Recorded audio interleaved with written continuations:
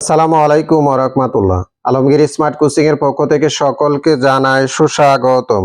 সুপ্রিয় viewers, HSC পরীক্ষা 2026 ইতিহাস দ্বিতীয় পত্র দ্বিতীয় অধ্যায় সৃজনশীল জ্ঞানমূলক প্রশ্ন নিয়ে আজকে আলোচনা করব। 1. টেইলি কোন ধরনের কর? 2. রাজাই হলো রাষ্ট্র, এটা কার উক্তি? 3. কত খ্রিস্টাব্দে বাস্তিল দুর্গের পতন হয়? 4.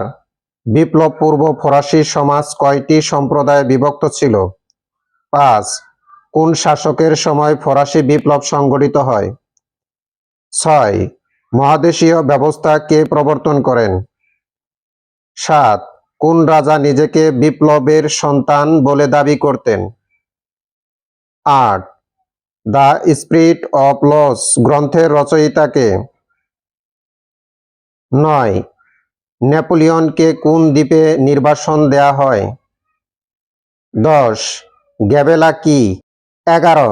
দ্য পার্সিয়ান লিডার্স গ্রন্থটি কার লেখা? 12. আমি রাষ্ট্র উক্তিটি কার? 13. চতুর্দশ লুই কে ছিলেন? সুপ্রিয় ভিউয়ার্স, বাংলাদেশে যে কয়টি শিক্ষা বোর্ড রয়েছে এই কয়টি প্রশ্ন থেকে 100% কমন পড়বে ইনশাল্লাহ।